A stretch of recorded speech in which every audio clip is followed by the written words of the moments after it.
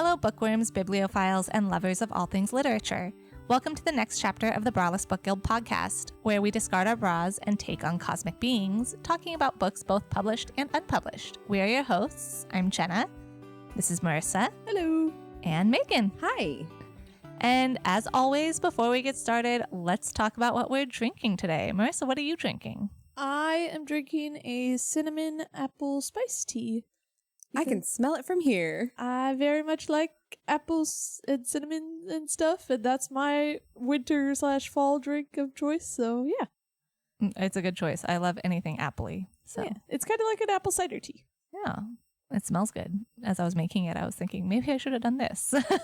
Yeah, it smells very delicious. And it is. I'm drinking citron tea, which I drink a lot in winter because it is good. It is full of vitamin C, and it's basically just juice, honestly. It's not even a tea, but that's fine. It's really good. You and Angela, our friend who we've had on this podcast before, are the ones who have introduced me to that one via our D&D sessions. And yeah, I even went and got a giant jar of it that I just slowly work my way through. I tend to drink it a lot when I'm feeling sick or not feeling great. It is great for soothing sore throats because it has a lot of honey in it. And yeah, just citrons are good. The one I have is from Costco and it has ginger in it. And I drank it a lot in my first trimester of pregnancy. It was wonderful. Honey, lemon, and ginger. And it was like perfect for soothing my throat and my stomach. And I just felt good. Yeah, it's a good one. I'm drinking Steeped in Folklore, which we've talked about multiple times on this podcast. I'm a creature of habit, and it's just always good. It's so tasty. It's so good. It tastes like a beautiful, delicious tea version of banana bread, and so delicious. So yeah, that's my tea today. Let's see. So today we are going to finally discuss the last book in the Burning Kingdoms trilogy by Tasha Suri. It is the Lotus Empire, which is the book that Marissa chose for our annotated books, and the one that it was not a completed series when we chose it, but it is now officially a completed series by the end of this year. And it was so good that we all had to read all three books from this series. I'd say that this is the most successful annotated book, I'd say, even though it might not necessarily be all of our favorites. We definitely jumped right into the second books and the thirds and the fourths. And other fourths? Well, no. Sorry. I'm adding numbers. Listen, guys. If there's a fourth. Look, Tasha, sorry, I would not be opposed to. I mean, I want a prequel. I want a prequel of this book. I was saying, if there was a fourth, I think it would have to be a prequel. I don't think that there could be a sequel necessarily. It'd be a fully different story, I think. Right. So we all read these books very quickly, and we finally got through them, and it's been a couple weeks since I think we all finished them, and we finally get to sit down and talk about it, which we're all excited to do. So I'm going to just go straight into this and say that if you have not read the Burning Kingdom series and you do not want spoilers, do not listen to this episode, please, because we are not going to avoid spoilers. This is the final book in a trilogy.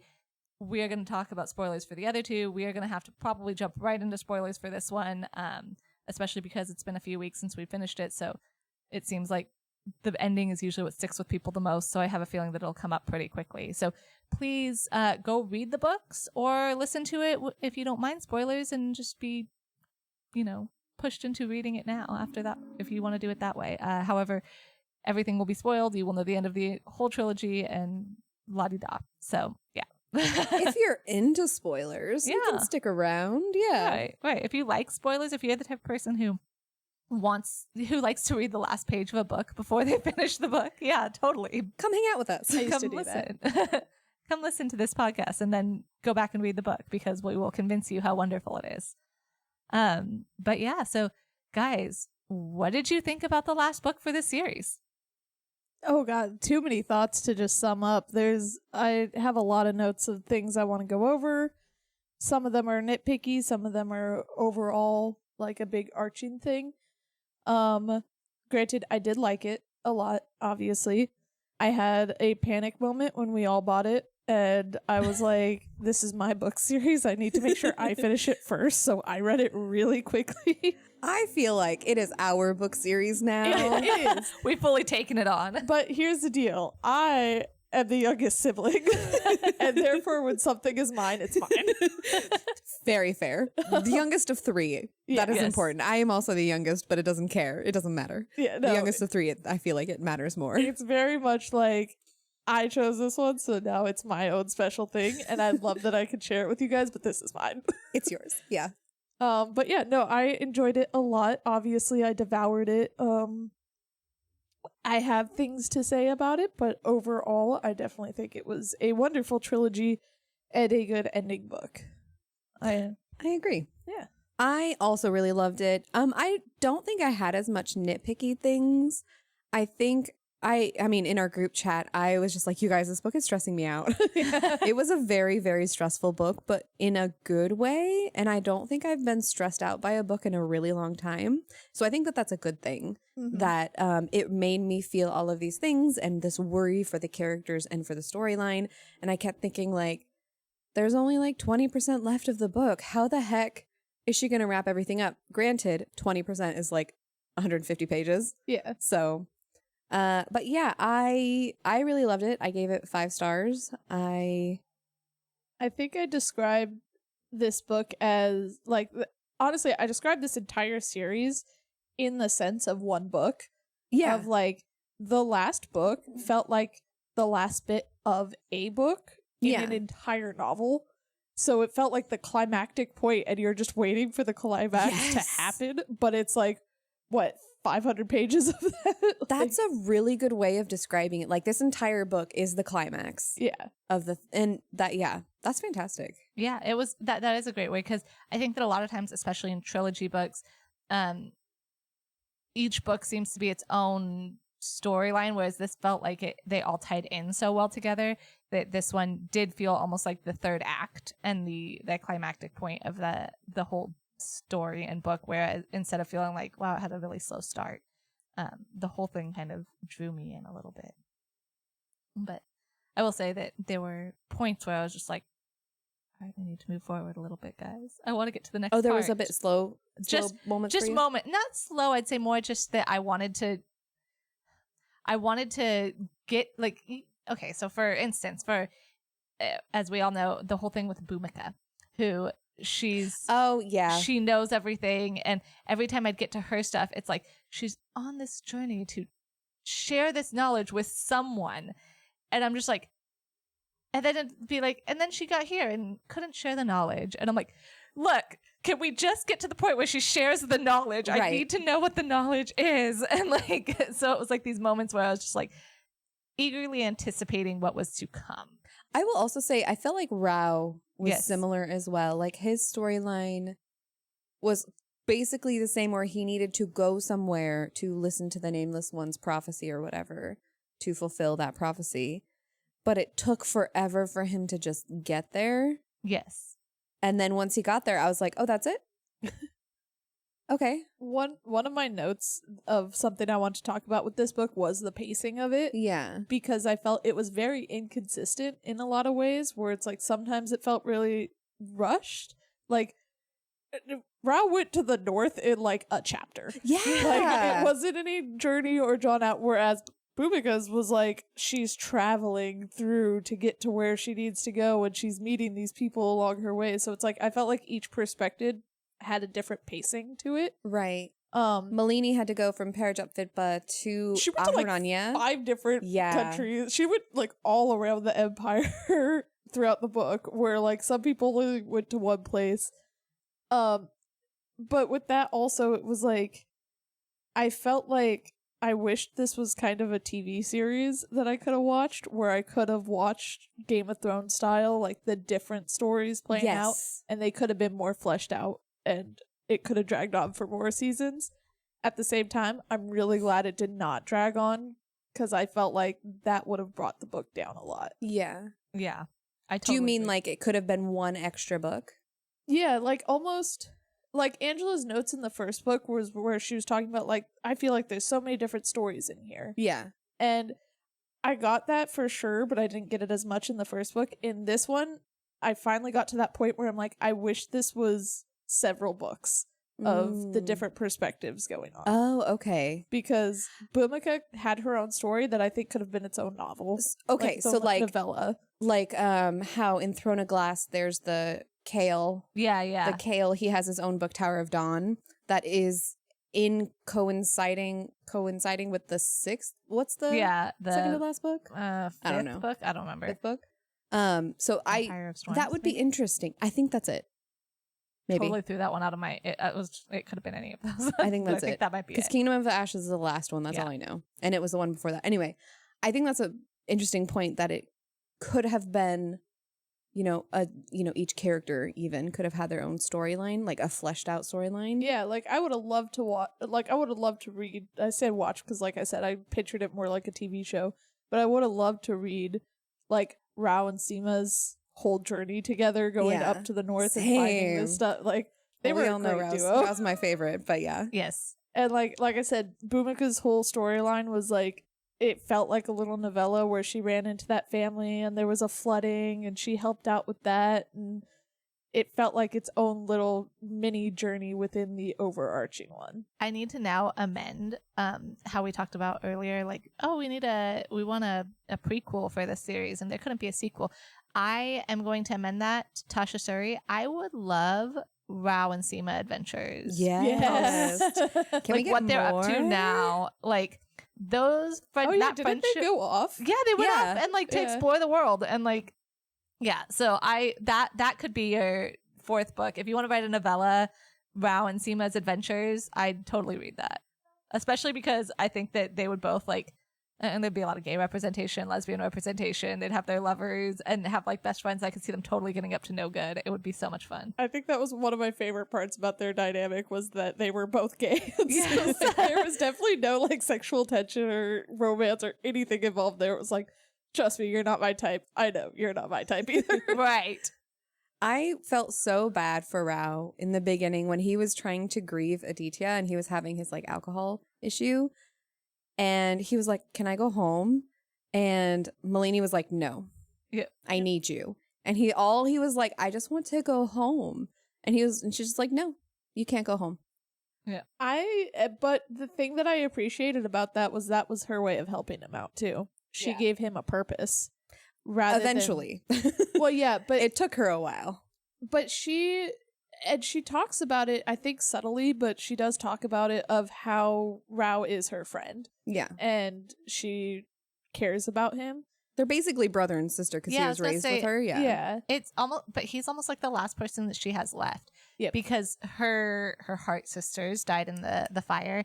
And then both of her brothers, well, I mean, obviously we don't care about Chandra, but Aditya died too and sacrificed himself. So like of her family, he's like the only person that she has left. And so I think like there was a selfish part of her that was holding on, but there's also this part of her that was like, if I let him go, I can't keep an eye on him either or not give him a purpose. So it's like I felt so bad for him because I felt like it did. Malini has a way of being very dry and cold-hearted, and like she's cutthroat, but she cares and stuff like that. And it's like to him, I think what was cool is that he saw her more as the empress, like telling him no, and so we saw that from his side. But then when you'd see from her chapters, you'd see more of her being like worried about him. So it's like I kind of appreciated that she came off two different ways in each point of view. I was gonna say that I also liked Lotta during that as well. Lotta, I think, is one of the most underrated characters that they had.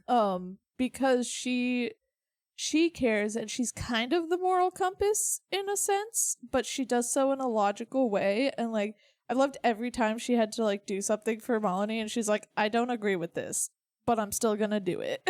Yes.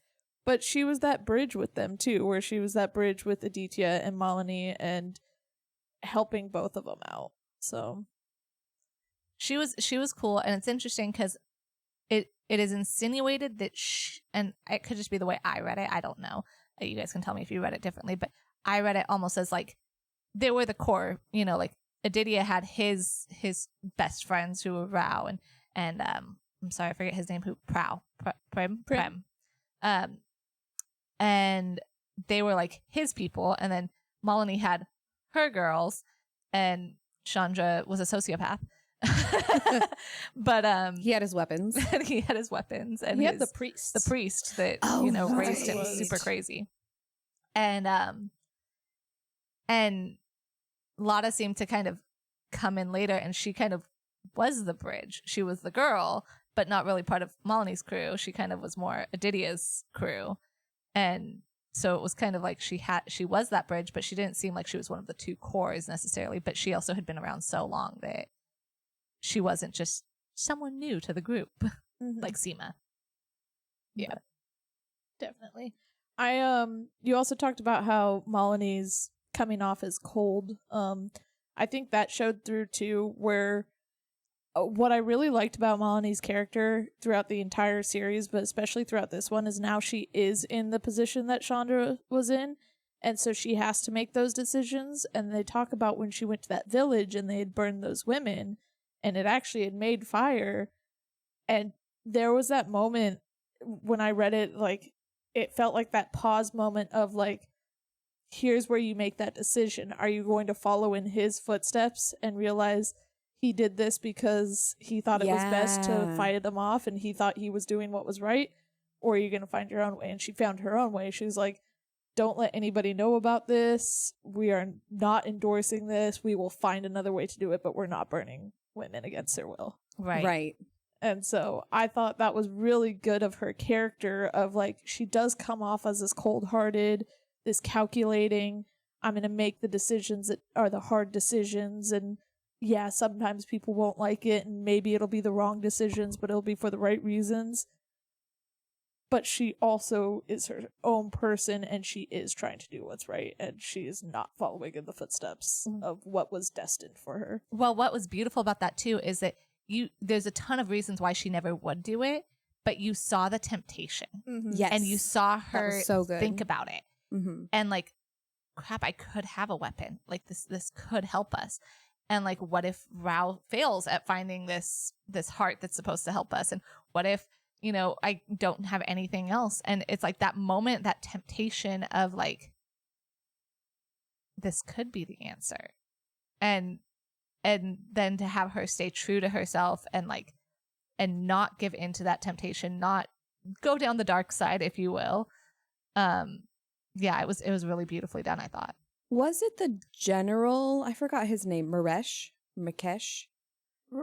Prakesh, right? Let me find the general. Was he the one who kind of was like pushing her? Because he was the one who betrayed her, but she forgave him and was like, "This is your last chance." Are you talking about Ashutosh? Prince Ashutosh?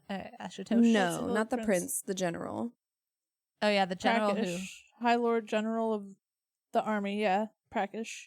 Yeah, he was the one who was like, "Yeah, I totally have your back," and then was like, "Oh, let's meet with Aditya and the men." Yes. Yeah. Him. In book 2. Was he the one who was kind of pushing her, like to use the fire, the false fire? Do you guys remember that? I don't remember. I don't think so. I think what there was happened, someone who was pushing her. I think it was the priest. The priest, wasn't it? I think I that don't remember. he might have been there. I don't remember who was there, but I remember there was someone that was not. That was kind of just like, well, like this is the answer. But I think that it was I want to say it was the prince that was there, and it was his domain that had the fires, and she was like, we have to keep this under wraps, like, and he almost seemed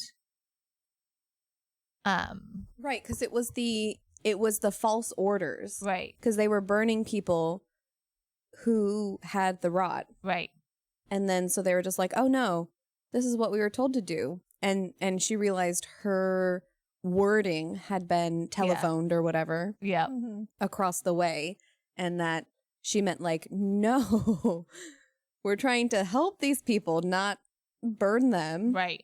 Yeah. So I thought that was really interesting that she, obviously stuff like that can definitely happen, especially in a day and age in a book where they don't have immediate confirmation and immediate like what's that? Not they have to use letters basically. Yeah, we don't have text messaging to an email Right. get there It right takes away. the time to get to you. So seeing the like after effects of how it can actually, The be, repercussions of your Yes. decisions and but how they can be warped and changed over the course of, the land. Yes, Yeah. exactly. Yeah, I think honestly, the most beautiful part of this book was watching the character development that had happened. For me, it was like I thought more often than not, what we get Hunger Games style books, right? Yeah. Where it all leads up, and the third book is the big battle, right? And this was it was the big battle. It just was a different battle than we originally went into it thinking it was going to be. We originally thought it was Chandra. So it's the big battle of the Yaksa. Essentially, they had the battle, and then they went, "Oh crap! There's another one on the way. It's a bigger one." However, we usually have the slow build up to a giant battle with the one big bad guy, and then you have the epilogue, which just quickly surmises, "Oh yeah, look, it's all not sunshine and roses when a battle's over. Everyone's dealing with a little bit of PTSD, but they all lived happily ever after anyway." And this. What was so interesting to me is that you got the PTSD from the get-go in the third book. Yeah. You got Rao's alcoholism with Aditya. You got Malini grieving Priya and Aditya, and even to an extent Chandra. Like, she was angry at him, but like in a way, I think that there was this moment of like not grief for him, but like feelings towards like the anger and resentment that now had no place to go, and then her feelings for her future nephew and heir and the sister-in-law and all of that, which I really want to get into that because that's such a good storyline. But you got to watch Priya and her. I talked with Marissa, and I think maybe even you, Megan, a little bit off air about this, and how what was so cool with Priya's character is that we all knew the Yaksa were bad.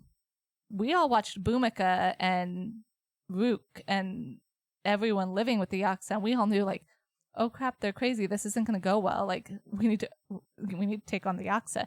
But Priya, even though they were asking too much of her, they were still her gods. Right. And so you still saw her devotion to them in the beginning, and she didn't just automatically go, "Oh, they want me to kill Malini? They must be bad guys." And I'm suddenly know everything that Bhumika and everyone knew in Ahiranya. And so you got to watch her still try to be loyal to the Yaksa and then slowly realize that this wasn't the path she should take and turn against them. And so it's like you got so much character development in this third book that you don't usually get to see, I think, in third books. You only get to see the strength. You don't get to see the nitty gritty as much. That's actually my biggest thing about Priya in this book is I thought she was significantly weaker as a character, but it was on purpose compared to the first and the second book, because in the first book, she has so much agency. She knows all of these plots that are trying to be like that are trying to use her for their own benefits. And she's like, no. And then in the second book, we have her devotion to Malini. And she's just like, I'm going to do whatever I want for Malini. But also I have this other stuff that I have to deal with at my home country that I'm trying to, balance out as now a leader of a country.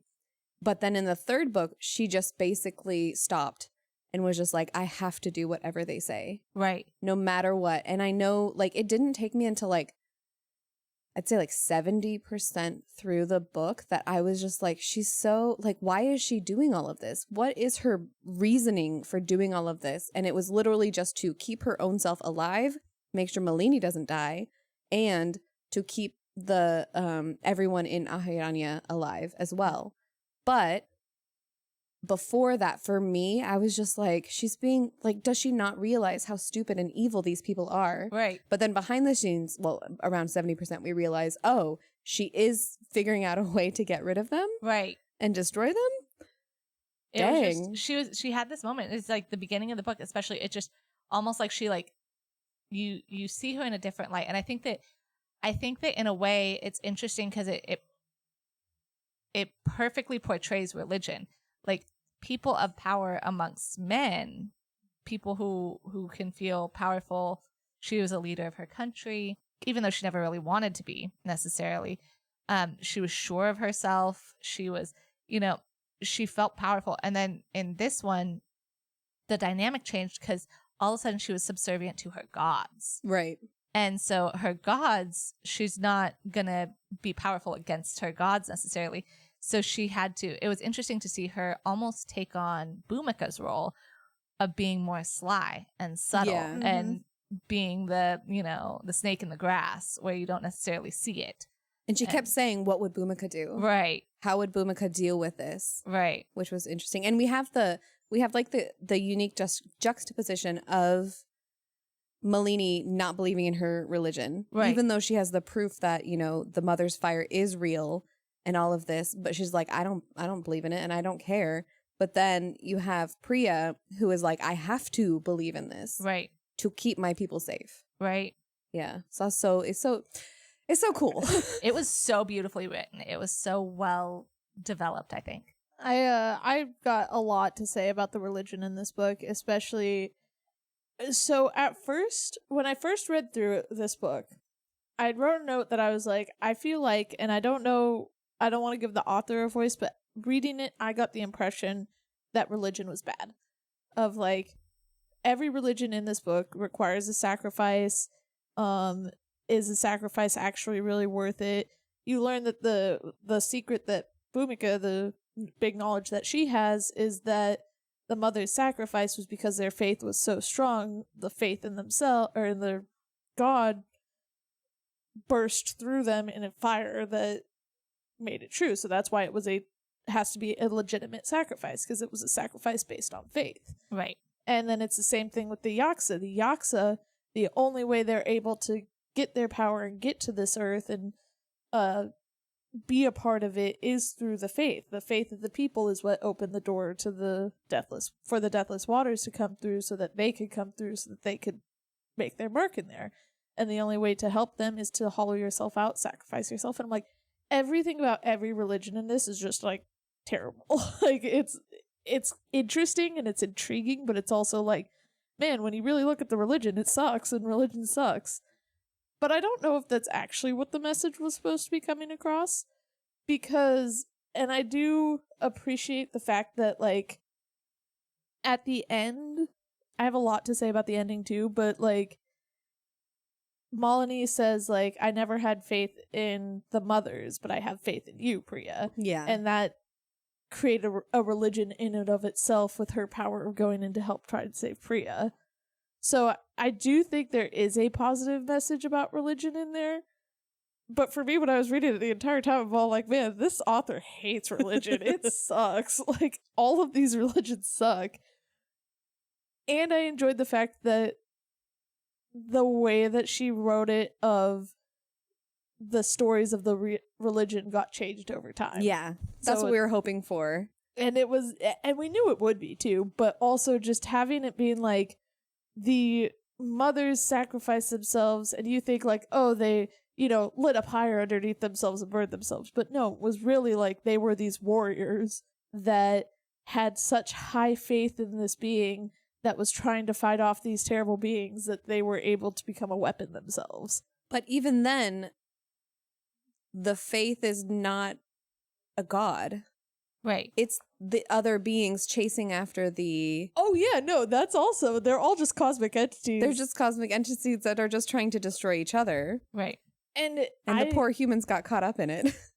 Partly it's actually aliens. They're all just aliens. Yeah, they are, yeah, that's what I mean. It's like, it's not actually, it's just aliens coming. That's why I made that into sci-fi instead of fantasy. Yeah. I need to take a picture of Marissa right now.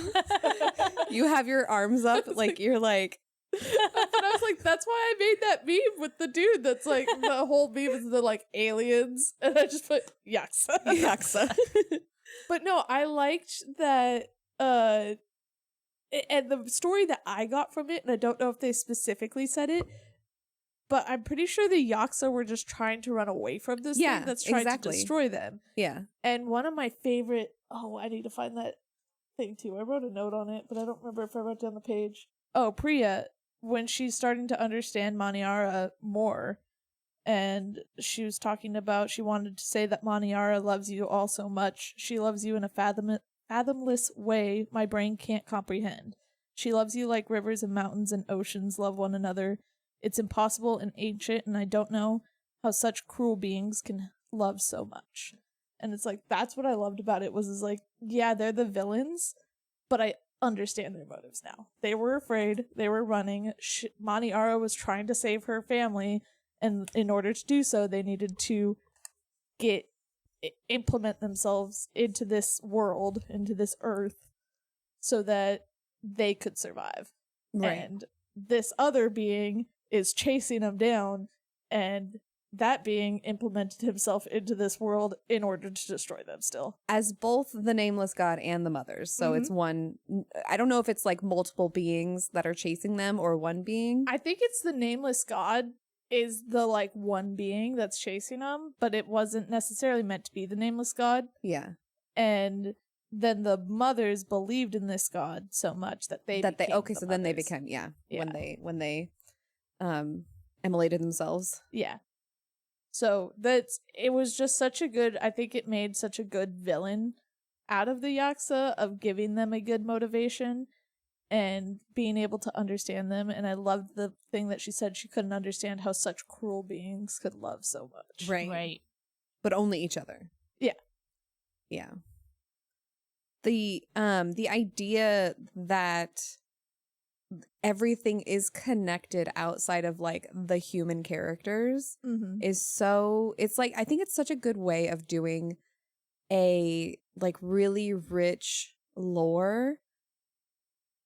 I don't want to say like religion, because the humans turned it into religion. Yeah.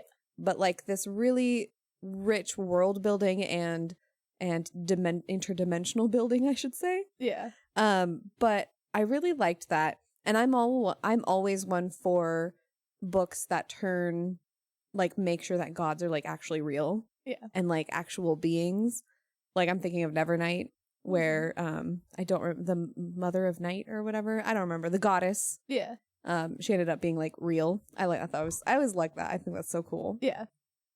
Yeah, no, I liked how the religion in this book was a real story, and the lore and, like you said, the world building of it all brought it to like such a bigger level than what you imagine. Yeah. And I think that's also another commentary on religion in real life in general too, of just like, we're so small in these religions that have like gods and goddesses or whatever it might be, that we can't see that bigger picture. So it kind of tells you like, yeah, there is a bigger picture going on. You don't need to worry about that. You worry about how it affects you. Yeah. Right. I think what's interesting is from a point of view, you know, neither of you guys are religious, whereas I am more religious. Reading books from a religious point of view, listening to you go, gosh, these religions are horrible because they require sacrifice. And I'm like, well, every religion requires sacrifice. Which is why religion is horrible. And it was such an interesting point of view. I respect like, religious people. No, it was just one of those things where I was like, oh, because, you know, someone who doesn't think of it in that way, like, wouldn't see it in that way, you know, whereas someone who lives more as a religious person would see it and be like, oh, and it was one of those things where it's interesting because that's what you see in the book. You see Malini, who's like, F sacrifice. I have no interest in this. I have no faith. I don't care.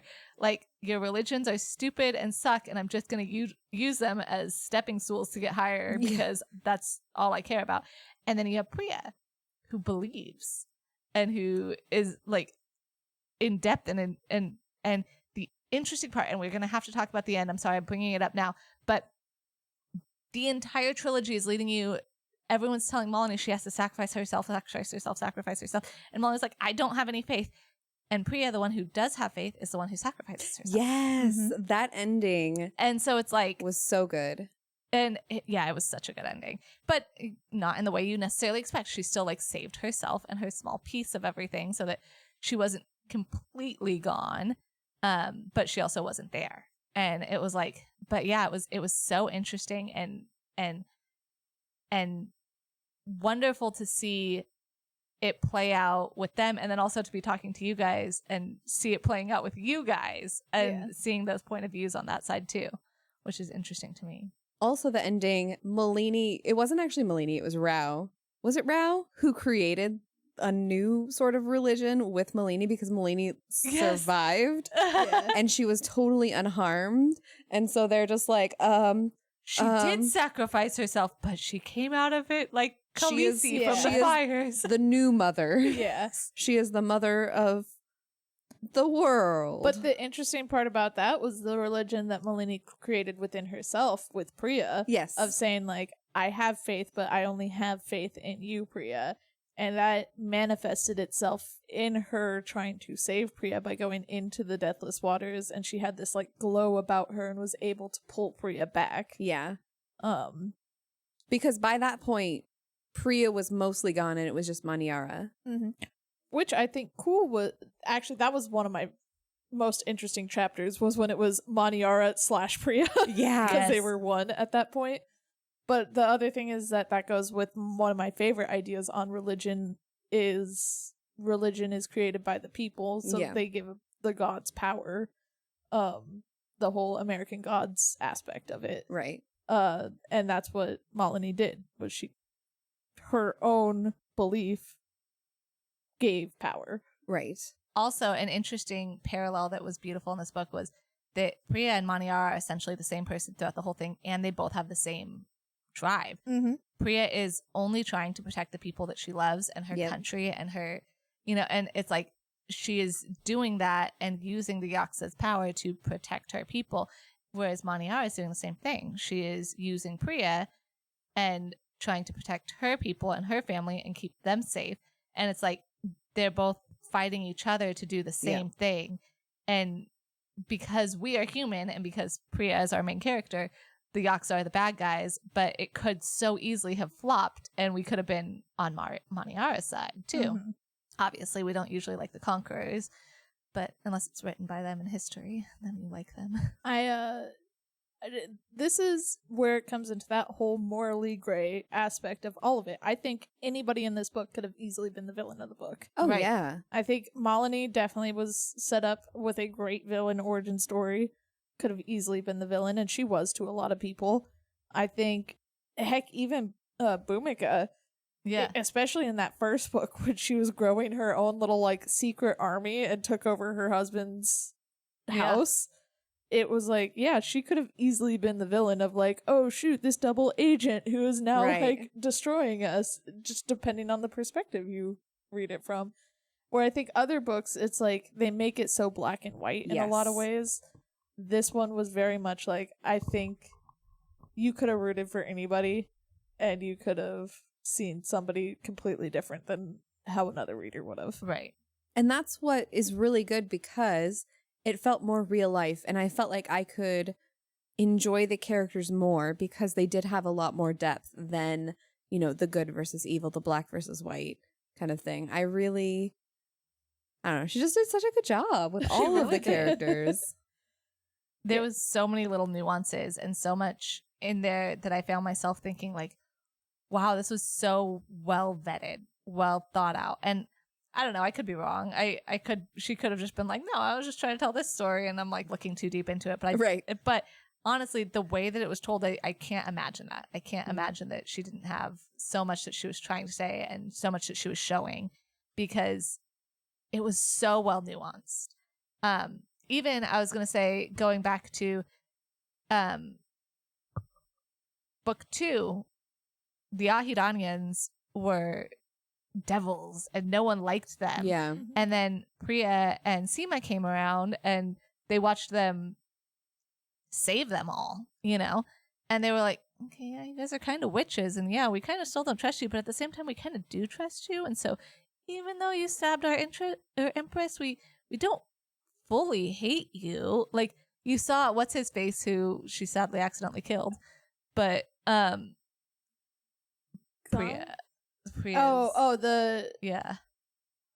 Wait, that she accidentally killed? Remember right outside when they were right outside Ahiranya. When she went to go No, it was She was leaving to go to back to Bhumika, right? she was not leaving Bhumika. to go get the Yaksa, help the Yaksa Be born. reincarnate, be born Yeah, or I whatever. remember that part. And then they surrounded her with the Oh, right. Okay. I And- forgot the dude's name. He was such a smaller character. Yeah, he I was remember that he was Ashutash's people. Right. Yeah. And I just forgot that he was actually a character too. right. Yeah. He actually had his own person. Yeah.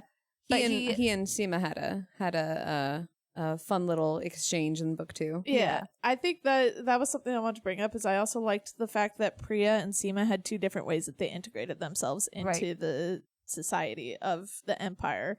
Where like Priya was like, yeah, I proved myself because I like threw a river at the Bad guys, Emperor's army. Chandras, yeah. But like Seema was there. She was like playing card games with them, and she was Yeah, like actually personable.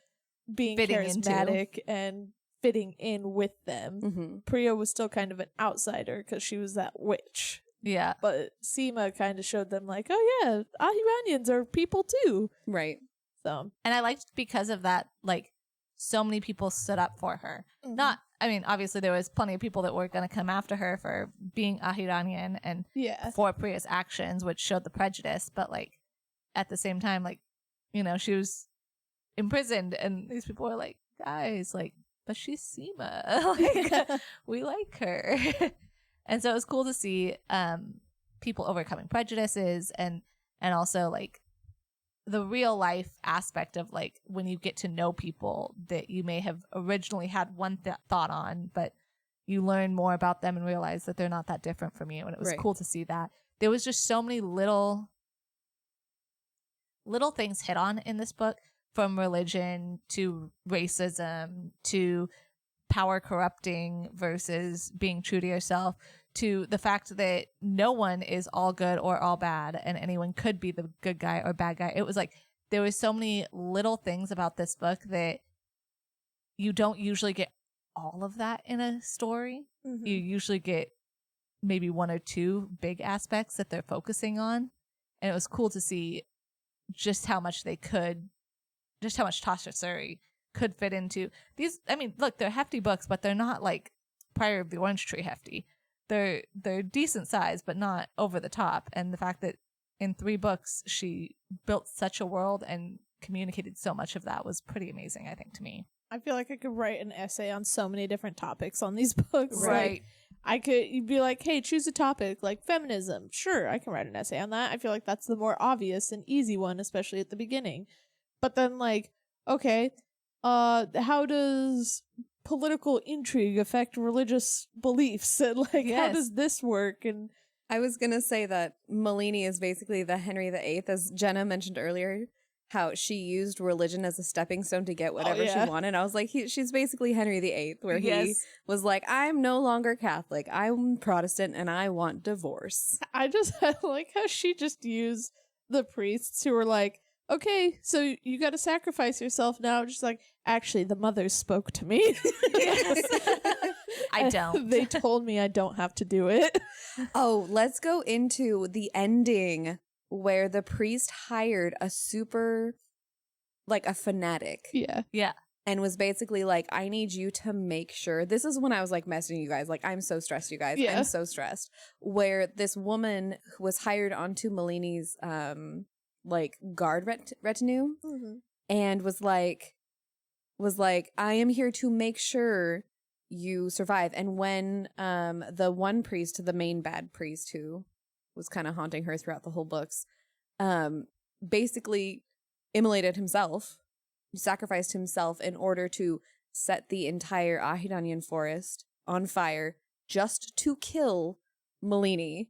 Like, that's how petty he was. Yeah. And then when Malini managed to survive, like running through the forest away from the fire, then the one guardswoman who's a fanatic was just like, oh, you should have burned. And she like douses herself and is just like, it's okay. We're gonna do it burn together." together. Right. I was so stressed. Oh my gosh. So stressed. So I just have to back up like 2 seconds with that, with the priest that came and like literally turned everything against him. I have to portray, I cannot portray enough how much it hit me that there are two different types of men. This is a book about feminism. This is a book about how men try to push women into positions and push them towards sacrifice, and women have to sacrifice constantly because that's what men expect them to do. And then to have Aditya, who is a man of faith, who will sacrifice himself and doesn't ask a woman to sacrifice herself in his stead. And then to have this priest who would not sacrifice himself. He brought an army of other people to sacrifice themselves with no intention to die. If Rao hadn't killed him, you're right. He had didn't. no intention of dying. You're right. He wanted to rule, essentially. He wanted to raise Chandra's son, Vijay, to take over. And it's like the juxtaposition of men in faith who, there are the good who realize that their faith is important, and then there's the bad who, he will say he's a man of faith, but he was doing the same thing that Malini was doing. He was using that faith to give himself a higher position, but he was a man, so he thought he was entitled to it. Yeah. Whereas, how dare a woman stand up and say, no, I'm not going to sacrifice myself. But once again, can we talk about the fact of he was doing the same thing Malini was doing, and in a way Priya was doing the same thing Aditya was doing. Right. Where, yeah, I mean, sorry, not to go into this because I know it is a feminist book, but also it talks about how they're both the same. Like, women have the capacity to be as toxic as men do. Totally. And that Malini, favorite character, love her so much. I relate to her a lot, but also, like, yeah, she was doing exactly what he was doing. Like, I am not going to sacrifice myself. I would rather sacrifice others, not in the way that he was doing, but in order to secure my throne. Yeah. And yes, you rooted for her more because she had a better reasoning for it, and you kind of understood her more, and she was the woman. I almost think that we liked her better because she was the woman, and so we went for her. But if we told it from his perspective of, like, he truly believed her sacrifice was going to save the entire empire, and yeah, he's not willing to do it himself to do it, but if he could save the entire empire by sacrificing this one person, yeah, he's going to try everything he can to do it. As long as he stays in power afterward. Right. Yeah. Which was kind of where Malini was at, too. She was, I mean, so here's the thing. She was ruthless. I think that the thing that we got to see was we got to see her compassion. Mm-hmm. And that's what made us, because she wasn't willing to burn women that didn't deserve it. She wasn't willing to sacrifice without reason. Mm-hmm. And she wasn't willing to push to get, like, her what they wanted. She would manipulate. She would get people to believe in her and do things, but she wouldn't do it. But don't you think she would sacrifice if she didn't think the other person was deserving? So she killed the guards that tried to kill Priya. That's true. She was all like, no mercy, kill them. Yeah. And I think, yeah, if she thought, like, and, like, the good part was that she had those priests that were willing to sacrifice themselves with their faith. So, yeah, she had that because those priests were willing. But do you think if she thought burning the other priests that were the evil priests that were trying to kill innocent women, she wouldn't just burn them too? Totally. I think that the funny thing is what's interesting is you said that, and it just totally clicked in my mind that she killed the guards for Priya, but Priya ended up being her religion. It's amazing what you'll do for your religion. Mm-hmm. That's true. Like, that's true. Yeah. So it just, hers wasn't the mother's, so she wasn't willing to, and she was willing to sacrifice herself for Priya, but not for the religion. Yeah. So, yeah. It's, once again, very complex book. So complex. That you can go into a lot of it. But so beautifully written, and so and the thing is that we're seeing more and more of it, and we are in a day and age where there are a lot more, feminism's much more talked about, and it's not something that's hidden away as much, and we get a root for the feminist aspect of it, but to see it written out and see it written so beautifully that, like, how men will use and push and expect of women versus what they'd be willing to do themselves, like, it's so important, and it's so poignant. It was well done because, once again, like you said, even when it was done, it wasn't all the men in the book are bad like we were afraid of in the first one. Mm-hmm. And all the, women are good and they're just going to stand up and take down all the men. It was, you saw each aspect and they were mirrored so perfectly. There was almost, as I'm thinking back and I'm looking at it, like to every character there was a mirror. Mm-hmm. You know, there was Malini did have her mirror in the priest with that stuff. Priya had her mirror with Aditya, and it's like it's you and heck, even Chandra in some ways was kind of, although he was a sociopath and gonna take down anyone to get further, I think his mirror almost was Maniara. Like, she's not necessarily a sociopath. She's just willing to do whatever she needed to do to spread what was important to her, which was what Chandra was doing. You know, it was his empire, and he but also he was really corrupted and messed up. I want to go back to talking about, so it's going to be a little bit different, but it did make me remember I wanted to talk about it when you were talking about what's her face trying to put oil on herself and burn herself. So how Malini got out of that was she tried to play the whole, okay, yeah, let's do it. And then she used her powers that she has now because of Priya to sink her into the earth, and was all like, go ahead and burn. And just, like, walked away, basically. I know. But yeah, that was such a... I almost didn't like that aspect of her suddenly have magic or like a seed planted in her heart in the beginning, but then like towards the end I understood why it made sense and why she had to have it, or why the writer gave it to her. Mm-hmm. But in the beginning I was just like, oh, it's just a...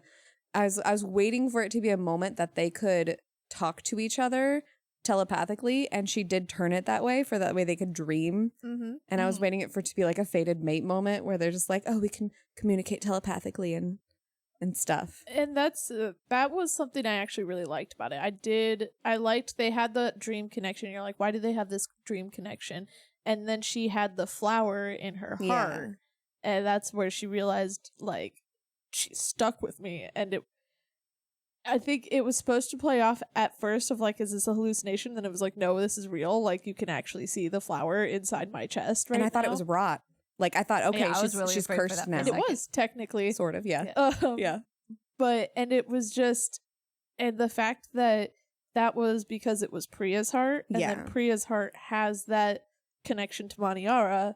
So it built that like thread of a bridge between them all. I thought that was cool. It's like the Force connection from episode 8 of Star Wars that I loved, but a lot of people did not like. But I'm also a Reylo fan, so. Can I just need I need just a couple minutes of my only complaint. Big complaint. I guess there's probably little things that I could probably nitpick if I really, really wanted to, but the only complaint that I can think of that still sticks with me with this book was the lack of communication, and it felt almost June Farrow with Malini being so upset with Priya, like, you tried to kill me, and they'd have these dream connections, and Priya could have just been like, look, dude, they were threatening you, and I was trying to do my best, but instead she's just like, I did it to save you, and it was like that purposefully being vague, but not. It was like, I wanted that moment of like, it played out a little too long for me, was what it was. I understood why they did it. I get it. I understood she needed that. She wanted to separate her and Malini. She thought this was the only way. But at the same time, like, she couldn't fully give her up, which is why they had the connection. But I didn't want it to take, 3/4 of the book, 2/3 of the book before they finally were like, all right, maybe there was a bigger reason why she stabbed me and didn't kill me when she could have killed me. My understanding was that because Maniara is so prevalent in her body now, that if she had told her, like, I did it to save you, right, and here's why, that Maniara would have been like, oh, yeah, you're plotting to kill us all. Yeah. So to me, that was my understanding, where if she had like verbally explained herself, then Maniara would be like, huh, so it turns out you're not loyal. Yeah. Interesting. So that's how I understood it. Also, I feel like to me, Malini knew that these dreams were real. Yeah. Whereas Priya was just like, this is just a nightmare for me. I have to relive these moments of Malini's anger towards me. So I also felt like that was it. But I do get, like, even in a dream, I would want to like explain myself. Right. To be like, I have to save you in order to save me, in order to save my country. Right. It was one of those things, like I said, it's nitpicky because for me, I understand where it's coming from. I understand the author's idea. I understand all of that. It really was story driven. It didn't feel as bad as June Farrow because June Farrow felt like, this doesn't feel even real. It just feels like a plot device. Whereas this, I could see a lot of other sides of it. However, I am such a big communicator and I am such a type of person where it's like, I want to over communicate rather than under communicate. Same. So to read over and over again when I'm just like, just freaking tell her. There's a point I had to go find it because I remembered it. When they're traveling to Ahirania again and they're kind of like making up and they're actually talking about everything. But Priya had said something like, you should hate me, and Malini said something like, I do hate you as I hate myself. And she said the reason that she hates her is because she had so much faith in her and she didn't see her and her pain and the choices she had to face, and that Priya did not have the faith to trust her and that she wasn't clever enough to keep her. So it was like, I liked that because it was like, I do hate you because you didn't trust me and you didn't tell me this stuff. Right. And I hate myself for not realizing it and not thinking it through. So I liked that they acknowledged that part of it as well. But yeah, it is frustrating when you're all like, just tell her, just say it. Like, I get why you're not saying it, but just say it because it makes things so much easier. Communication. Right. And when they did talk about it, that was the like relief that you get when they did talk about it, where I think we didn't get that in June Farrow when they talked about it. You're like, God damn, finally, I hate you. But in this one, it was like they talked about it and you're like, yes, finally, you understand. Yes. Yeah, I that was my only nitpicky part, and it was only because, like I said, I'm one of those people who will over communicate. I'd rather over explain, and it was one of those things where, especially too, because by this point in the third book, I'm very invested in their relationship. Yes. I want them to work out. And so as it's getting closer and closer to the end and they haven't made up and had like a good moment. And I'm like, wait a minute, am I only going to get 150 pages of happiness for you guys before? And even then, nope. Yeah. And before I know that something bad is going to happen. And it's, but it was also so well done in every other aspect that I can't even be that nitpicky about it. Yeah. It was just one of those things where it's like, I had that moment, but it was just me being frustrated. I have two things I want to talk about. We mentioned her earlier, but Chandra's wife. Yes. Mm-hmm. Okay, yes. we definitely need to talk about her. How did you guys feel about her betrayal or attempted betrayal of Malini? So Chandra's wife's story in and of itself, I think, was necessary, but also felt kind of like out of it. Like, it didn't feel like it flowed really well into the story. I think her betrayal made sense because she couldn't trust anybody. Right. And she's like, why would I trust you? You're his sister. Right. Like, his blood runs through your veins, so I should try to figure out my own and take care of my own kid. And I think also because, like we talked about with Malini coming off as that cold and like calculating, and you're all like, well, you can't trust anything she's doing. But I do like that we got to see Malini's perspective, and she actually was like, hey, we need to take care of this kid and make sure that he can come to the throne, not just because he's my only chance of like having a successor because I'm not going to get married and have a kid, but also because like his mom is a victim too, and I want to make sure she's safe. So that's another thing that I wish Malini had fully communicated with. Mm-hmm. Like we talked about communication. Right. I feel like if she had just like opened up to this woman and like said to her, listen, I suffered my brother, you suffered my brother. I am empress because my brother did not deserve to be emperor. And I want you to know, I understand why she didn't, because the priests were like always lurking, as we can tell. But I was actually really sad that what was her name? Varsha. Yeah, yeah, I know there's an A in there somewhere. Yeah. I was really sad that Varsha decided to betray Malini only because I wanted her to realize, like, yes, we're both victims and we can rely on each other. Mhm. And when you say you want my son to be your heir, that you mean it in a good way, not that you're going to take him away from you. And also Varsha, for some reason, and I don't understand where she got this from, was she expected Malini to turn her into like a breeding cow or something? Yeah. Where she's like, oh, you just want me to make all your heirs. And I'm like, she has an heir? Just one? I guess you need a spare. But I completely understand it though. And I liked that aspect of it because Malini did communicate. She did say, like, I'm not taking your child. Yeah, I'm not doing I'm not taking your child. I understand that my brother was awful and I'm not going to do that to you. You're not a prisoner here. Though she kind of was. yeah. But, like, she did communicate. She did say those things to her. But Varsha just didn't listen. Is that but maybe I Malini, missed that? the way Malini communicates. And Yeah, that's true. it's also, once again, how can you trust her? Right. You don't know who she is other than the fact that she just killed your husband and is now taking over the throne. Obviously, she's ambitious and she's cutthroat. And she's using this religion to try to help get herself forward. Varsha, at this point, believes in the priests, too, of like, oh, she was supposed to sacrifice herself type thing. So I think she was just cautious about all of it. I don't like the way the betrayal happened, but I completely understand why she would be like, I need to find a way out of this. Yeah. So see, I think that the thing is that as a reader and as a female, you wanted to see her be smarter. Yeah. And you wanted to see her be on the level with Priya and Malini and Latcha and all this. And what I liked about it is that not every woman in here was. You saw how people manipulated each other, and you had the Priyas who could see through it, and you had the Malinis who were above it and were going to manipulate anyway. And it was good to see for me the Varsha who fell for it, who was manipulated, whose fear did rule her.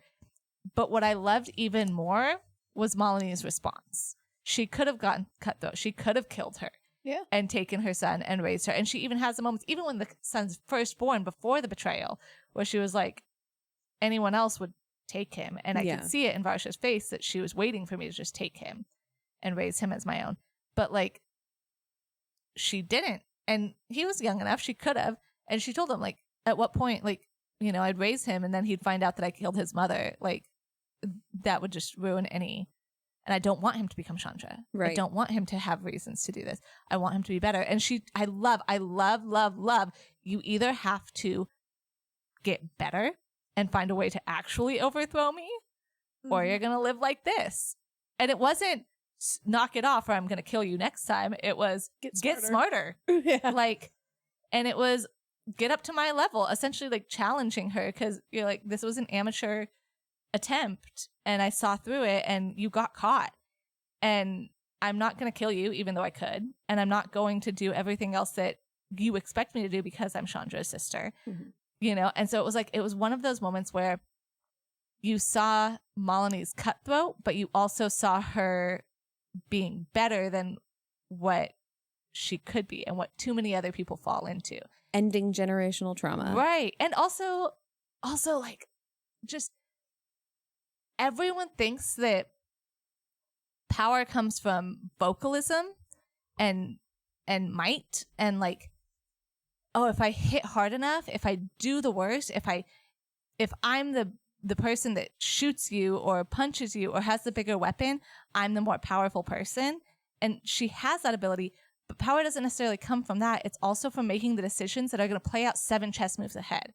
Because she did this, you know, in the end, Vijay wasn't close with her, but was raised by his mother and, you know, kind of feared her, but also kind of loved her in a way and like got the best of all of that. And it's like, due to that, she says like, you're not ready for the throne, but he's become a better person than if she had just tried to raise him on her own, you know? Yeah. I love that we got that snippet of him as a 15-year-old, or was he 20? 15. 15? Yeah. I loved that we got that him. And like you said, where he was just like, yeah, she's kind of scary sometimes. Yeah. But also she's pretty cool. And everyone says she's terrifying, but also she's not as terrifying as everyone says she's terrifying, but I do once again want to point out that was the birth of VJ was another one of those decision moments for her, and she had so many of those where it's all like, am I going to go the villain route or am I going to go this my own way? Right. Because if it was Chandra in her place, he would have been like, this is my son now, and you're going to be in the background, you'll be the wet nurse or whatever, but you're not going to be a part of his... honestly, you could get the feeling from the whole point that Chandra was going to kill his wife. She was going to be a sacrifice eventually. Oh, yeah. Oh, yeah. Like, so it was like she was waiting to be killed. You had this over the top, just like fear that this is what was going to happen, you know? So it was like, it was this moment of like, it could go either way. So really, Malini taking over saved her life. And Varsha was scared because she didn't know Malini, and all she knew was Chandra and his cruelty. And it was well known, and Malini's scary. So it was like, look, maybe it's better if my son does rule and I could rule in his stead until then, and like, let me seize power for myself. And she was just willing to be a puppet to do it. And so, yeah. Malini's like, stop that. And Malini's just like, no.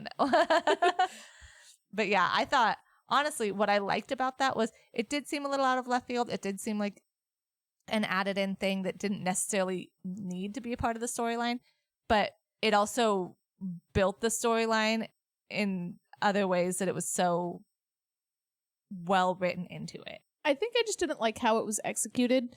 Yeah. Where it was like she was trying to do the political intrigue part of it, of like making my allies. I think it would have been a lot better if it was like she was just trying to run away or something. Right. If she tried to steal her son away or something like that. I think that would have been fine. Or if she tried to make these allies like within the castle, of like trying to get them out of there, would have made more sense and felt more natural to me. But the fact that she was trying to be like, I'm going to play this nation against this nation and send them secret letters, I'm like, that felt weird. That was so funny. I think it felt like cringy. It was like the secondhand embarrassment to me. Yeah. But it also felt realistic, of someone who doesn't know what they're doing, doesn't know how to do the political intrigue. And they're just like, maybe if I'm sneaky enough, I can get these people away. I'm totally going to go after this person because they seem like a weak link. And it's like, no, they're not a weak link. No. Malini's not stupid. She didn't build weak links. She puts her faith in people that she can put her faith in. And how when she arrived in the country, they're just like, yeah, we got this letter. Yeah. And she's like, ugh, gotta go back. Gotta go give her a little talking to. I did like the nomads or whoever they were up in the north. Yeah. Who were like, hey, we'll give you this really awesome resource that you guys need to help fight these people, but we want to have some land in the Empire. And like they played it really smart too, of like, it's not just I'm going to get this land, but we're going to marry into it, like combine our families and make it like an actual acceptance rather than us invading. Right. So I also liked that when What's-Her-Face came back and was like, how dare you give these people land? She's like, well, I didn't also have the ability to give the throne to but I did that too. So look, you ask for things, they ask for things. I have to make it work. And then they were just like, oh, yeah, okay. And she was like, you know what? I'm still mad at you, but okay. Like, not happy about it, but at the same time. Yeah. But yeah, I liked that.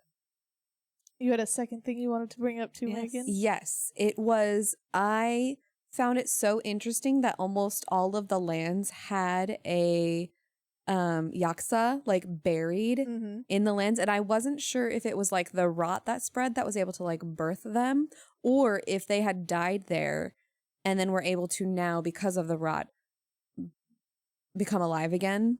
I kind of got the latter impression of like that was their burial place, and then the rot spread from them. Well, and with the resurgence of the other Yaksa coming back, that was bringing their power back to help bring them, and that's how the rot was spreading. That's kind of what I got to. I thought I kind of felt like I almost felt like the rot was growing from them in a way, and also spreading to them, and it's like almost like they had a little piece of the rot in them, which probably would have been small and slowly kind of taken over, but because of the other Yaksa that were in power, it like kind of flourished and then gave them the power to be reborn. So I thought it was so interesting how these countries outside of Ahiranya have these beings there. And when they started to get born, I'm trying to remember, it's so awkward saying get born. Be Get born. Become I don't know. When they were trying to resurrect. Resurrect. There we go. Rebirth. I don't remember which one was first, but there was the one where they managed to kill it with the new weapons that they got from the north. Mm-hmm. And then there was the other one that Priya just went out and just was like, nah, you're dead. I killed you before you could even become alive. But I thought that was just so interesting how widespread the Yaksa were at one point. Yeah, well, and in the first chapter of this book, it starts off with the prequel of the war that was going on, and Divyanshi finding out about the faith and turning herself into fire. And I think that really showed how widespread it was, where it was like, it wasn't we were fighting Ahiranya, it was like a world everywhere, and it's an apocalypse right now. Right. So that's why I would love a prequel of that, the Age of Flowers, because I would love to know, like, how did the first people, I mean, obviously the first people, I assume that they first came into this world in Ahiranya and then they worshipped them as gods. And then as they spread and were just like, bow down to us, then they, then these other people were like, whoa. Yeah. Hold on. Let's think about this. Let's talk about the fact that we don't like empires that come over and take over other countries. Yeah. And then Persia-Fetba did the same thing. Something I wanted to talk about was the other Yaksa in the book and how they struggled with the humanity taking them over. Yes. Right. And they had temper tantrums because they had emotions. Yeah, exactly. It was very much, I liked the fact that it was like, hey, we're using you guys as vessels, that way we can be in here, but these vessels are like fighting back, and I don't like the fact that we're turning into them in some ways. Like, we're better than this. Why do we have this going on?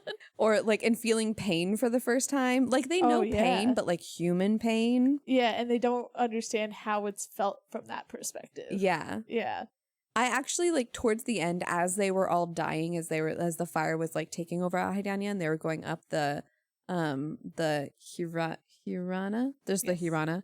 As they were going up there, and then eventually they're just like, nah.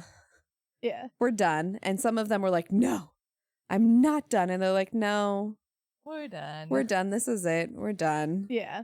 I liked that. I kind of felt bad for them. Yeah, I think you were supposed to. You were supposed to feel bad. Like, they just wanted to live. This was just them trying to survive, and they didn't get an opportunity. But yeah. Yeah, but they didn't see it that way.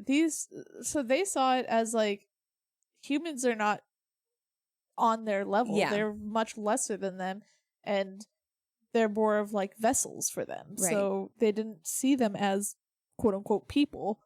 And so, yeah, it was a bad way from our perspective of it, but from theirs, it was all like, God damn, these people are just really emotional and I don't like it.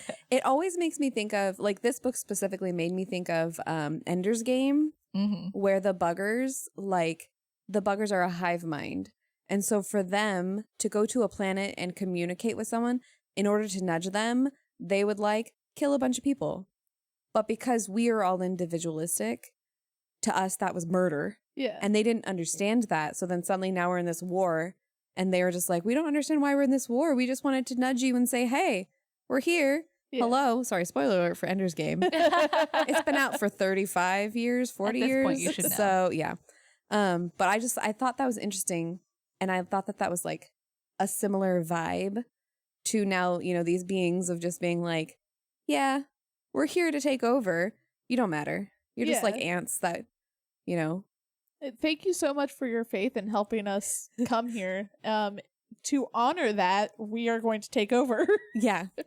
And erase you from existence. But thank you. Thank you. We appreciate it. Yeah. Well, for all intents and purposes, they're parasites. Yeah. So as a parasite, most parasites aren't thinking of their host as its own being. They're like, thank you. This is what I needed. You are my home and my food source now. Well, and which is weird. Let's think about it. Maybe our brains are parasites and our bodies are actually people, and we just don't know it. True. It's true. We've actually existential crises here. Well, and then to touch on that, the fact that when they were trying to get more people to go through the Deathless Waters to bring more of their people back and to have more of these vessels, and they kept dying and they kept getting angry at them for dying. Right. And so they had these children, and Priya was all like, yeah, I'll train them so they don't die, but don't make them go through too early. Right. And it was so interesting to see them just like get frustrated because they're like, why is your guys' faith not working? Right. And that was another thing that, again, when Priya like was like, yeah, okay, go kidnap these children from their family. I was like, Priya, what are you doing? Yeah. But then it sort of worked out. A lot of the children did not survive. But yeah. Casualties of war. Yeah. Unfortunately. Not that it's a good thing. I mean, but just does make it more realistic. It is a thing. Yes. See, I was going to say, and this is off topic now, but one of my nitpicky things for this book, I had such a hard time picturing spatially where people were.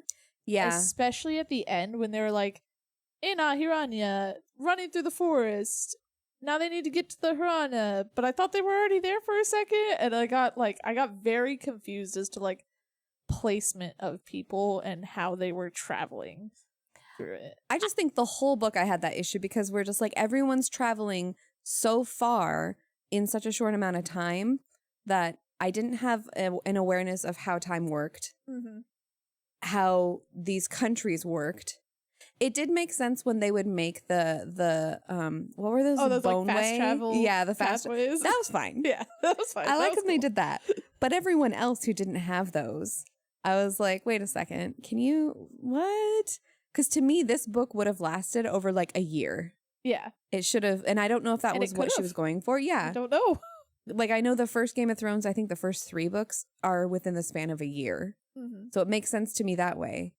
But I would have had like, oh, Malini's like been traveling for 3 months now, but also we needed to have the pacing fast because, like you said, it's the climax of the entire story. Yeah. So we had to make sure it didn't seem like it was a long time. Yeah. But that did pull me out of the story a couple times. Yeah, and I talked about it at the beginning of this where it was like Rao went all the way north and back again in like 3 chapters where like Bhumika traveled like across one country in like 10 chapters. Right. And then like I said, specifically like that ending point, I had such a hard time focusing on like where people were to try to get to like where they needed to go. Yeah. So like I understood, okay, they entered the forest. They went through the forest. She created this path to get a little bit closer. And honestly, by the time they got through the forest, they got to that like clearing area. That's how I pictured it, and met with the first Yaksa there. Yeah. I thought that was like right outside the Hiranya. Same. I thought it was like, oh, we're just right there. And then like the fire came at them and they moved into this like tunnel area to get to where they needed to go to get away from the fire. And I was like, oh, now they're in the Hiranya. Nope. It's like they're like on the southern part, so then they have to go then from there. Yeah. They have to struggle to get to the Hirana, and then from there they have to find the Deathless Water. Yeah. Yeah, like I thought when What's-Her-Face was trying to burn herself and Malini, like they were at the shores. Yeah. And they were not. They were, because then Malini's like, I need to get Priya to the Deathless Waters. And I'm like, you're not there. Right. So no, yeah. I struggled a lot with picturing that part of it. And I think most of her focus was on the action part and not the blocking of it, which could make it confusing. Yeah. But yeah. I think that's just one of my nitpicky parts. I know you guys talked about liking the ending. And partly I just never like the endings of things because they're the endings of it. And I'm like, this didn't sum up the way I want it to feel. It still needs to go on. I didn't really like the ending too much. I felt like there was a lot of cop-outs in there. Okay. I felt like there was a lot of like, I am super happy and I'm really glad that Bhumika got her memories back and could be with her kid. 100%. It just felt like, let's give it back because I don't want anything bad to happen to this character, so I'm giving her memories back. Right. That's my last gift to you. I guess for me, the end, like Bhumika's entire storyline didn't fully make sense to me. Like, why did she have to lose all of her memories in order to just gain one bit of knowledge? Like it makes sense, but also I was just like, you could have just said to her, here's how to kill us. Yeah, right. You didn't have to erase her. But I know that, again, it was like the whole sacrifice thing. She had to sacrifice herself in order to gain this knowledge. Yeah. But I just wish that she, I don't know, like you said, her character that we loved for the first 2 books was so strong, and now here she is, a shell of herself. I wish that it had been like, okay, once she was able to share that knowledge, Yeah. it's like she started slowly losing the knowledge herself of everything. And as she was meeting up with people she knew again, like meeting up with Priya and then going back to Ahiranya, like pieces of her were coming back. Yeah. So I wish it was a slow progress in that. Instead point. of just, oh, here you go. Yeah, instead of like, you know what, let me give you your memories back. That way you can be with your people before you die. Yeah. But she didn't die. So like, I wish it was more of a slow progress on that part rather than like a handout. And it was kind of a similar thing. I had to actually go back and reread the ending to really appreciate it.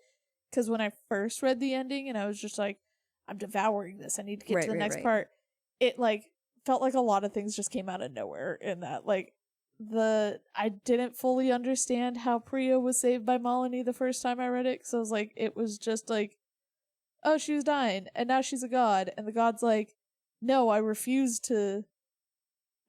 What did Mani Ara say? She said something along the lines of like, I will live for them, when Priya was all like, hey, they're already gone, just go to sleep, it's fine. And she's like, no, they're gone, but I'm going to live for them. Yeah. And so that's the last thing I really remembered. And I'm all like, oh, how did she not just take over? Like, where was the fight and the struggle there? And I think that was all background stuff. Yeah.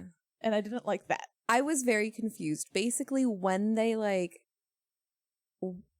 right before they went into the Deathless Waters, I was really confused about what was going on. Mm-hmm. I knew that Priya was injured, and that's why they're like, oh, we need to heal her. Yeah. And then I just, like, anything with the Mani Ara / Priya chapters, I just was just like, what? And like I said, one of my favorite chapters, because it was like, it was cool to have that. It was cool, but I was confused. Yes, it was very confusing at first. And then Malini came out and Priya's all like, I have to go, and just disappeared. And I'm like, I don't know where she disappeared to. What happened? Like, she burned. But it was not very clear. I know. I wanted them to hold our hand throughout this book. Yeah. Because I didn't realize that she burned until the epilogue. Yeah. And then she like slowly rebuilt herself back. But I didn't pick up on that. No. That the sacrifice that was needed in order to stop the flame was not Malini. Yeah. It was Priya dying. Yeah. And being burned by this fire. And Malini was just, the only reason she survived was because Priya just like shoved her down into the water. And she was like, I'm just going to go up to the surface and burn. Yeah. That was, I wanted a little bit more hand-holding in that part. And I know a lot of people, like maybe listeners, will disagree with us. Yeah. Usually I'm not the one that wants the hand-holding. I like that abstract. I'm usually the one that's like, I like the abstract. I like that like symbolism, like fancy way of saying it. But in this one, it wasn't clear to me. Yeah. And I think it made me feel stupid just because it was that like I was trying to get through it so quickly because I was like, this is so intense, so much stuff is happening that I just didn't pick it up. You're not alone. Yeah. I didn't like it. I don't like it when I don't get things and I feel stupid. I like it when I feel smart. I guess I kept thinking that she wasn't dead.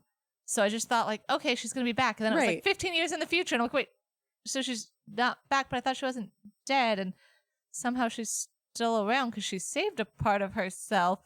And then she came back and she's like, let me talk to Bhumika, but I can't stay around for very long too. And I'm like, I don't understand. And the only thing I could think of is that essentially she became a god. Yeah.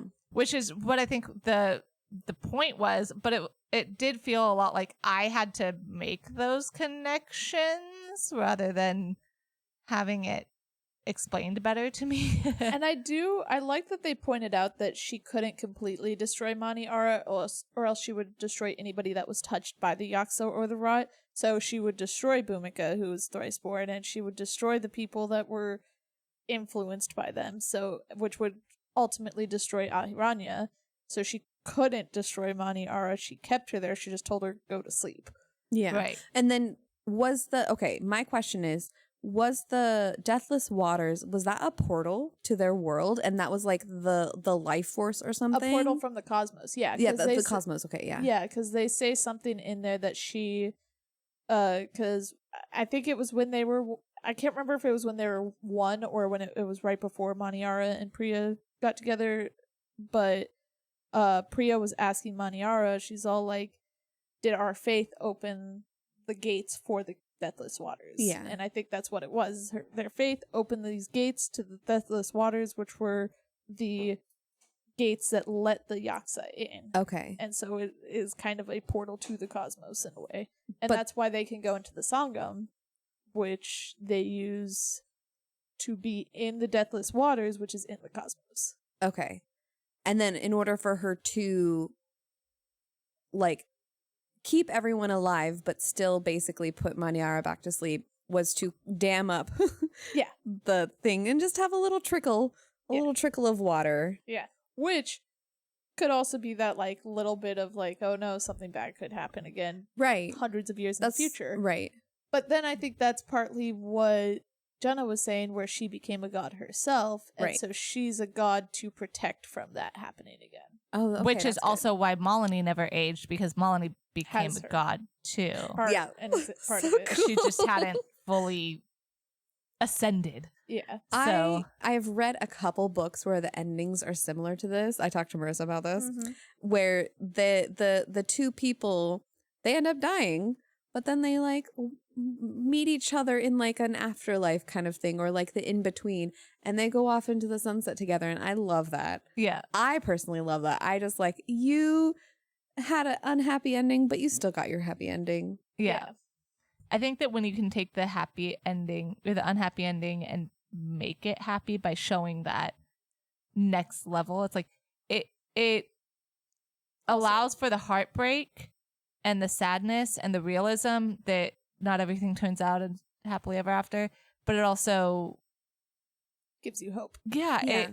it reinstores that faith in us that everyone has, that death isn't just the end. Yeah. And like that it, you know, whereas if like one character dies or even both characters just die, you're just like, what? I became so attached to them and now they're gone forever. And it's like, you if you don't have that written in as that way, it's kind of hard to come back from it. Yeah. I was gonna say that authors aren't allowed to just kill off their gay characters anymore because it's very their gays grew up, but they did that with the DTS. So never mind. Although, granted, we never really got confirmation that he was. Yeah, but we don't still. know that he was gay. We just know Rao was gay for him. Yeah. Right. Yeah, for all we know, he could have just been Ace. You know, and I think He that could have might been straight for all we know. He didn't talk about anything. I think, honestly, I or mean, aromantic. I got the impression that he was because he was more concerned about faith. I think Yeah. he was kind of like a monk, like a eunuch, and like my thought process does not go to romance because my thought process is only about my god. Yeah. Which, yeah, that is exactly, like you said, that's Yeah. exactly what he was. So it makes sense. And poor Rao, unrequited. Yeah. Poor Rao. Unrequited. Kissing a statue. Kissing a statue.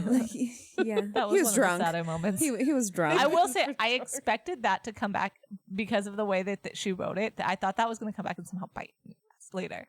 Like, I thought he was going to, like, someone was going to have seen him and it was going to be a big thing. Mhm. But it really kind of wasn't. It was just like, it was a moment. It was kind of cringy. I think it was implied that someone saw him at one point, but because she like wrote, like, he didn't pay any attention to his surroundings. He just went for it or whatever. Yeah. And it was like, Yeah. so I kind of was like, oh gosh, someone saw him and they're going to like use this to like out him and like lower his credit almost and like ruin his standing.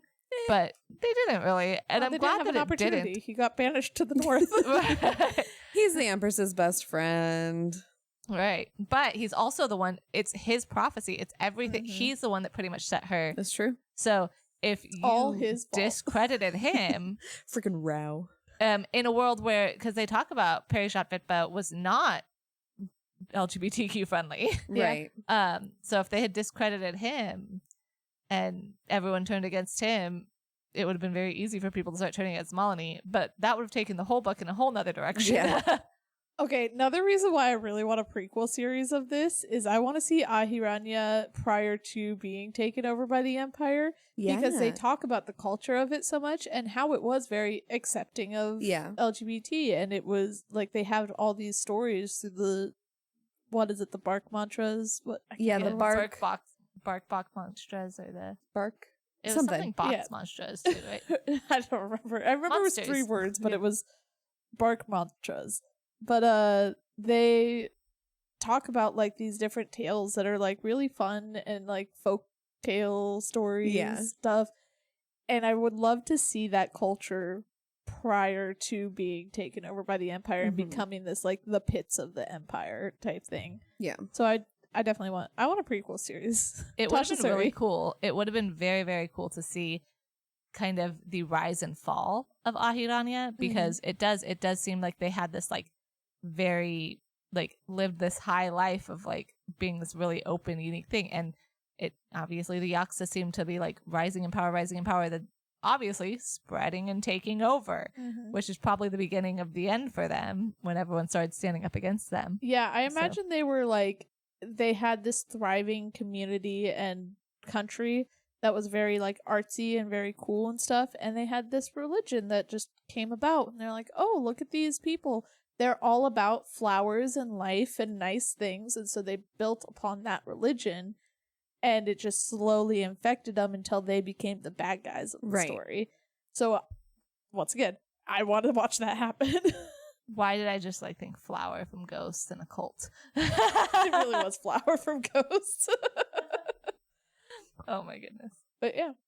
My last thing is just a little fun tidbit. The first book I read physical copy. The second book I did the audiobook, and the third book I did ebook. So I got all 3 formats. I love it. I did most of these through audiobook. I did read the first book a little bit physical because I used the notes and kind of went in a little bit with that. Second book was all ebook, and it was all audiobook, and then I just went in third book with audiobook as well because it was already in my mind that way and I liked it. I will say the thing about audiobook is that because you're kind of just sitting back and listening, things like pacing and stuff don't bother you as much. Yeah. Right. So those moments of like you guys saying like, oh yeah, it felt like, you know, this person moved around a lot and this person was like, bam, I'm right here and I'm here and I'm here. I was like, oh, I guess it was kind of like that. But it didn't read that way to me because it just, someone's reading it to me. So I'm not thinking about that kind of stuff. And also I did think when you were talking, Marissa, earlier about how at the end, the climactic scene, and you're just like, wait, are we in the Harani? Are we outside the Harani? Where are we at? I notice that a lot in fantasy books at climactic scenes. Sometimes I'll be like, in my head, I've moved somewhere and I'm like, wait, not everyone's here? Oh, wait, are we even there? Are we still moving to there? Like, wait, I thought we were there already. Like, you ever wonder why we're here? All right, Red versus Blue. I read all 3 books I read in a combination of physical copy and ebook because I would read it at work. Too. Yeah. I was so into these books that like I read physical at home, but while I was at work, if I was on break, walking the hallways, any opportunity I got, I told Jenna I was a terrible employee during this 3rd book because I did not pay close attention to things. I just wanted to read my book. Right. And I'm like, oh no, I have to go to the bathroom again for the 4th time today. Drink a lot of tea. Yeah, I've been drinking a lot of, I'm being very, healthy, and I'm going to actually take my breaks now. So. Yeah. But yeah, they were both a combination. And I appreciated that with the Kindle version on my phone, I was able to like highlight a lot of things. Oh, and quotes good. and Yeah. stuff. So I had quick access to that. But the hard part was doing a combination of it made it difficult where like I'd go back to the physical one and I did not highlight the physical one. Yeah. Like I need to go find this in the Kindle so I can highlight it. right. But yeah. Overall, guys, how likely are you to recommend this to a friend, family member, anyone? 10 out of 10. Yeah. I mean, depends on it, but if I Right. know they like this type of genre and stuff like that, yeah, 10 out of 10, I'd recommend this. Absolutely. I was so excited when our friend Haley said that her book club wanted to read it. Yeah. And I was like, We have to check in with I them. know we have to. I was like, I can't wait to talk to her and hear her opinions on this. But I was like, yes, someone else read it. Let's read it. Everyone read it. My writing lead recommended this book to me last year sometime. And then when I just had a chat with her last week and I was like, she's like, yeah, I'm very excited to pick up the third one. I was like, well, if you need a refresher, you can listen to our next episode. I was gonna say one other thing I want to talk about with this book, not the book particularly, but I got so obsessed with it that I ended up making a playlist on Spotify for songs that reminded me of it. Was that what we were listening to? That's what on we our were way? listening to. We were specifically listening to "The Emptiness Machine" in by Linkin Park when you guys walked in. Ooh. Yeah. That's a good title for a song and fits the Oh, dude, theme of the book. I will send you my playlist. I don't know how much you like the music on there. You might not, but We'll post a I love picture of the music. playlist so that Yeah. everyone can see what it is, because the themes of her playlist does well for the themes of the yeah, book. Jenna so. liked because I have "Take Me to Church" on there, Oh yeah. and Yeah. she's like, "That's perfect for them." Yeah.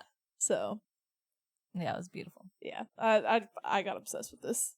Maybe that could be a recurring thing for next year is some playlists for some of the books that we read. I Yeah. totally think that I did it a few times. I did a few for like Six of Crows and stuff before. Oh, cool. Yeah. Where I've come up with playlists. Sometimes I don't get as many. Like I have like 4 or 5 songs that it's like this would be perfect, and then I can't think of anything else, and I'm like, And the hard part is to make it, because my music taste is so varied, to Yes. like still make it make sense in a way, and it's Yeah. not completely thrown out there like, Yeah. oh, I'm listening to like this hard rock song and then the next one's like country. Yeah.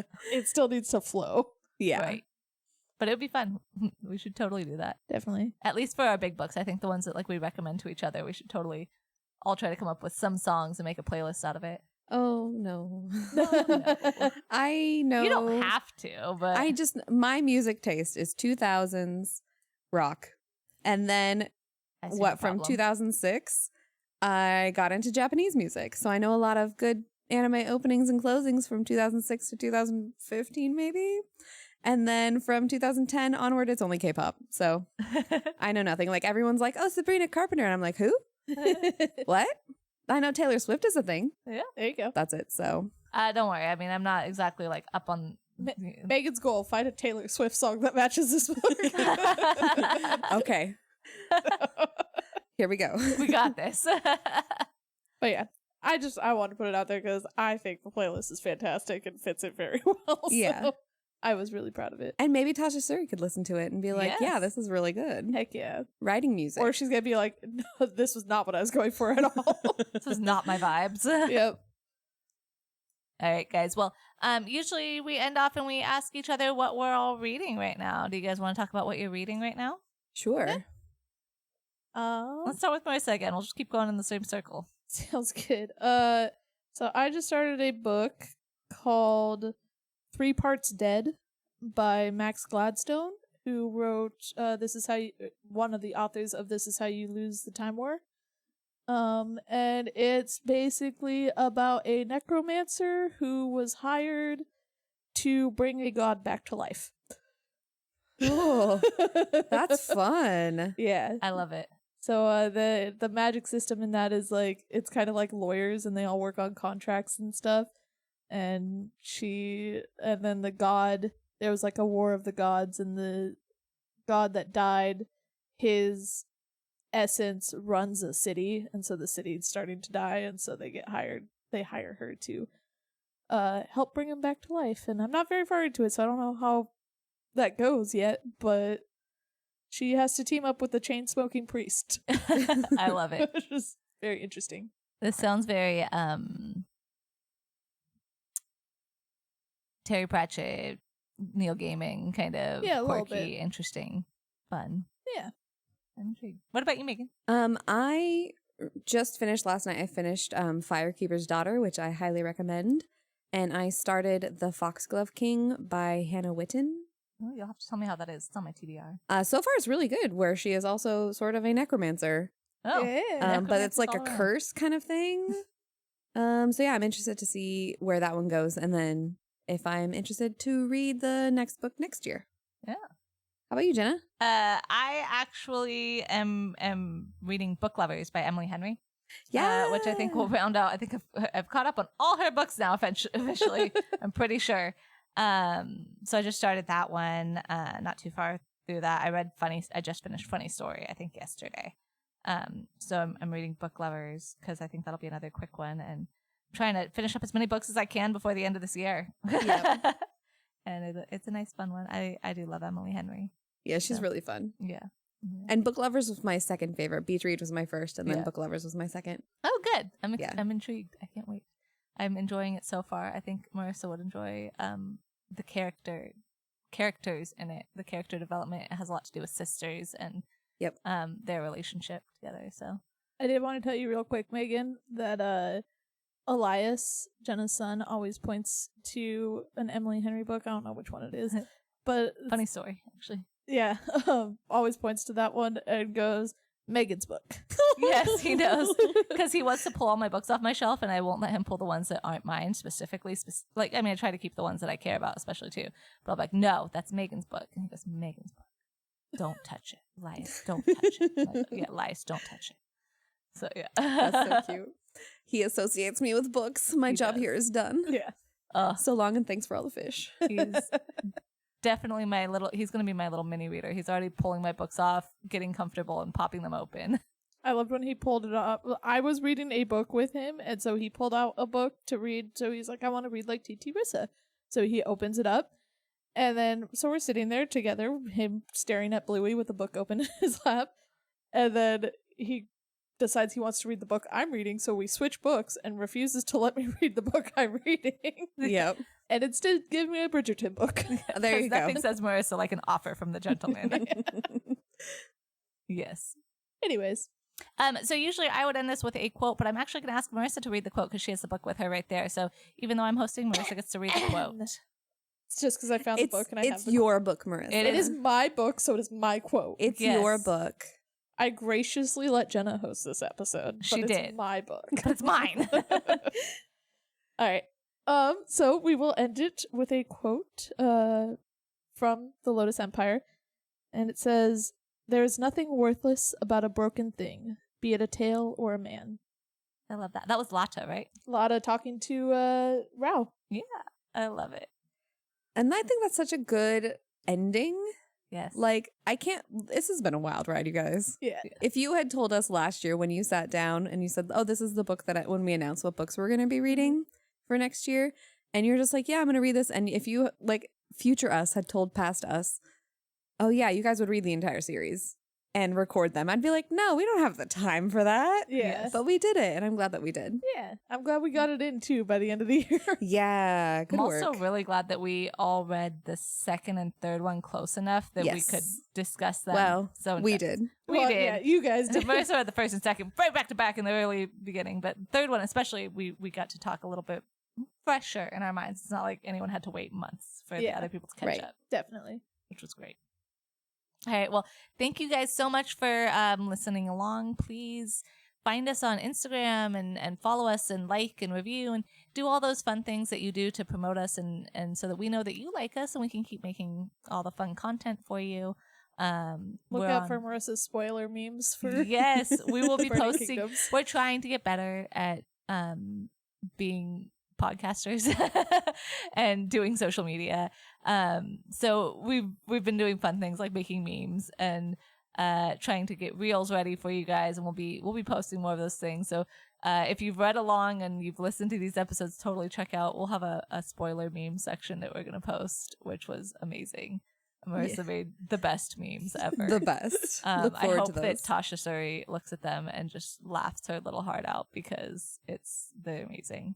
Thank But yeah, so please find us on all these social medias, follow us, like, rate, review, subscribe, all that stuff. Tell your friends, family, moms, and Hairdressers. pass it along, get us more followers, because that'll be something that we're all working towards, is getting more of you guys listening and growing a little bit more, so we have more of you guys to interact with. So thank you guys so much. Until next time. Bye. Bye.